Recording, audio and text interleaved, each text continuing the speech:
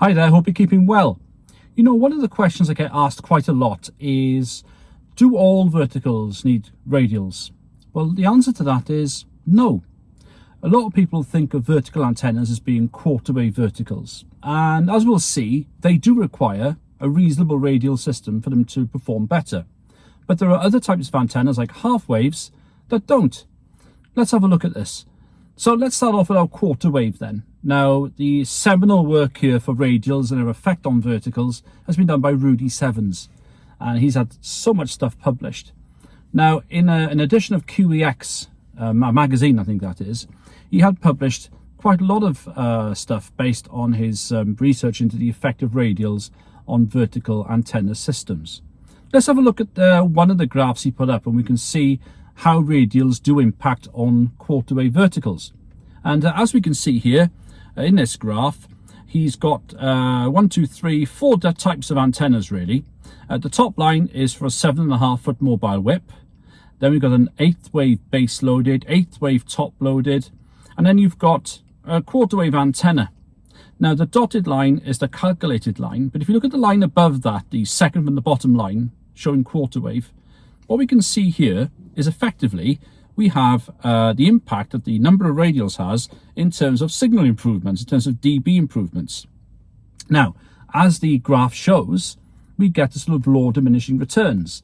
And as we go back to the graph, you can see that once we really get to about 20 radials, 20 quarter wavelengths worth of ground radials, then we don't really need to add too many more to our system, providing we have reasonable ground. And that's the key thing.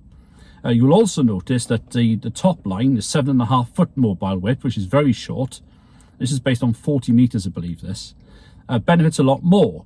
So when you have a really short vertical, shorter than a quarter wave, then any radials you can add to it would improve its performance a lot more than a longer vertical like a quarter wave. But as you can see, with Rudy's graph, adding 64 radials, that's 64 quarter waves of radials under a quarter wave, would improve it by about 3 dB. So bear that in mind, 3 dB, okay?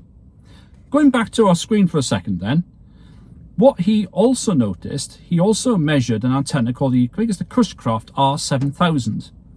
Now, he noticed when he compared that to the quarter wave, and I'll read this to you, it showed that adding 64 radials to that antenna had almost no effect on signal strength. It actually went up by 0.1 of a dB only. This surprised me until I had an email conversation with Joe Reisert, W1JR, the original designer of that antenna. The antenna was designed to work without a ground system, and although the antenna is physically less than a quarter wave on 40, the loading is arranged so it behaves more like a 3/8 wave. There are a set of, says there, 48-inch radials at the base, but the important bit is this: the current maximum is well up into the antenna, and the base is a high impedance point. The conventional wisdom to which I have been a subscriber is that even with a half-wave vertical, adding an extensive ground system will improve performance. I did not see that here, and this is a subject for more experiments perhaps. Interesting stuff. Now, 1 or 2 people have been a bit sniffy about modelling, particularly MMANA.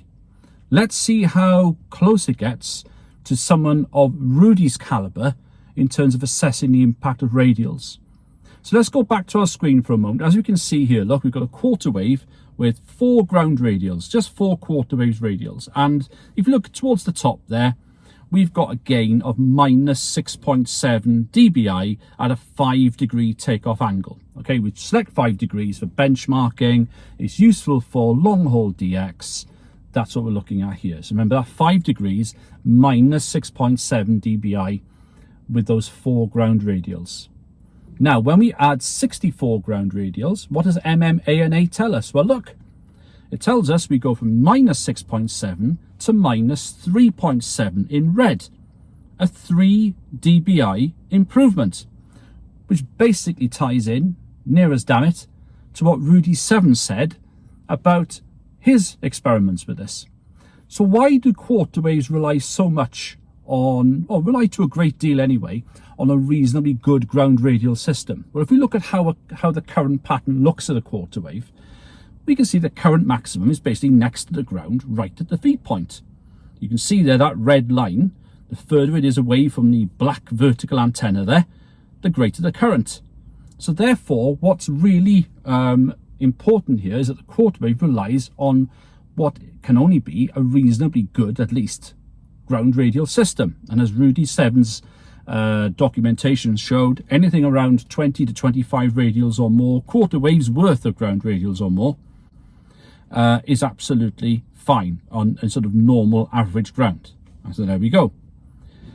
Now, let's look at the half wave then, because the key point is, do half waves benefit in the same way? Now, Rudy Severns said perhaps not. And again, let's look at MMANA to see what it tells us.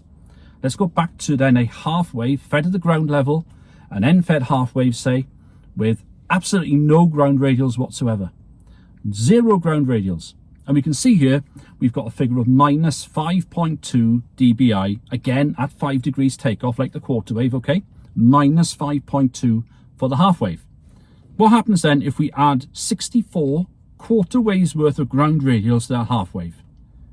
We jump by a massive 0.2 dBi. All right. What did Rudy Severns say the difference was? 0.1. And his was measured signal strength. So clearly, two things are at play here. Half waves do not rely on an extensive radial system to improve their signal. We'll see why in a second. Also, it seems like, would you believe it, MMANA seems to be doing quite well in terms of predicting real-world results. Let's have a look at the current pattern of a half wave, and that'll give us a bit of a clue. Because if we see here, look, unlike a quarter wave, the maximum current is actually a quarter wave away from the ground. When you feed it on the ground, or near the ground, the maximum current, as we can see there, is about a quarter wave above the ground. So well away from potentially lossy ground. And if we compare to the quarter wave, look, on the left we've got the quarter wave, on the right we've got the half wave. There's a clear differential there. Now, one thing to say is, one or two people might be saying, we need a counterpoise with a half wave. Well, yes, you do, to a degree. The counterpoise will be one of two things. It'll either be the outer braid of your coax, or it'll be a purpose length counterpoise. Now, the perceived wisdom is that you run a counterpoise system of around 1/20th of the lowest wavelength. So if you've got like a 40 through 10 end-fed half wave, you run a 2 meter or something like that long counterpoise, 4 meters long, which is about 13 feet long if you're running 80 meters, because that'll be your lowest band, possibly, okay? Or you could just choke the coax around that sort of level or greater length, I should say, or greater, away from the transformer. One thing you shouldn't do is choke at the transformer and not have a coax, not have a counterpoise, because if you do that, then, as Steve Ellington has found, who's another authority in end-fed half waves, you will effectively kill the antenna for receive.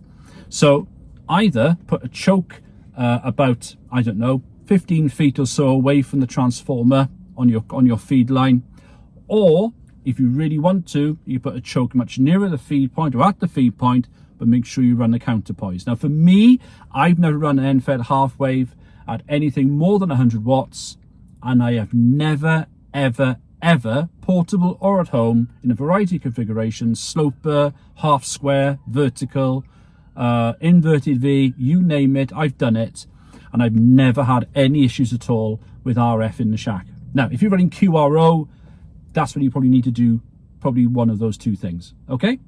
So there we are. That's it, really. Half waves do not require an extensive radial system. Quarter waves certainly do, or would benefit from having as good a radial system as possible on the ground. Hope you find that interesting. If there's another video coming up over there somewhere, and you can subscribe to the channel there. Thanks for watching. We'll catch you again on another one. 7-3 for now from the south coast of the UK. Bye-bye.